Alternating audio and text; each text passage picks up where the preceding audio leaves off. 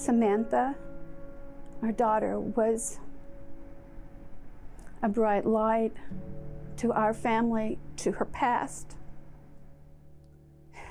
She was a little thing, but she was a tomboy that fished and loved cars.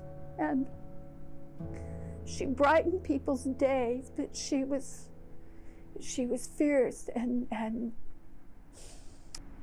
she loved hard and she loved strong and she helped people. I talked to her the night she met her husband. That day she was waiting for an Uber. He did circle around and try to offer a ride. She tried to wave him off, but he persisted, and I was on the other end of the phone. That kind of felt like a red flag to me, even the first night they met. But they dated, they were excited, and New Year's, and it just seemed to go really fast. And a year later, he asked her to marry him, and they got married secretly. And I did not find out that she was even married till she was calling for us to come and get her, in a way, to leave. But she had a big heart, so she did try to forgive and defend. She began to get more and more pulled apart from her family and more isolated.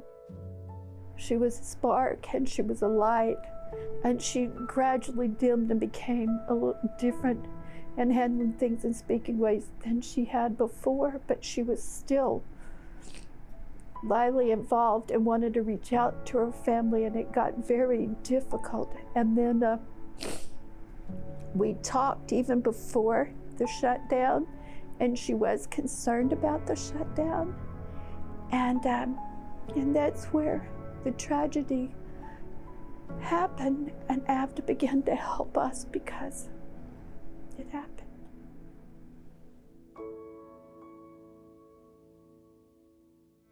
She called that night before, and they were arguing with each other and stuff, and then they disconnected then, and I did get a text from her afterwards, but her text was asking me if she had been apparently saving her checks from her birthday check and her Christmas check from her grandma. And she wanted to make sure she could still deposit it and have her money to try to do that. So I knew that she was probably wanting to do something serious this time. I got a phone call from her husband, and he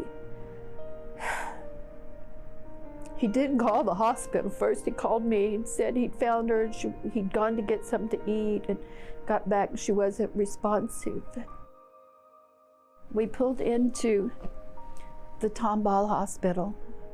She was in enough trouble. They were life flighting her over there just like they would from a wreck. But it was from the hospital to another hospital that dealt with severe trauma. She had a huge hematoma. She had a huge midline brain shift. And they took out half her skull, but her scores for that the hospital looks at and stuff were very low. And they began talking to us some that we need to help make some decisions while they talk to him. And once when I was walking up their path, I overheard some of what they were questioning him, and I knew then that when she'd said before he'd kicked and pushed her and that her rib hurt, that he'd probably done lots more in kicking her and hurting her. AVDA was so helpful at helping us connect and follow and get a temporary guardianship and go through all the steps to still continue to try to protect Samantha from what had happened to her and what was continuing to go on with her and to help with all hopes to maybe build a future, and if not a future, at least to also preserve a sense of help and justice for other people that are out there.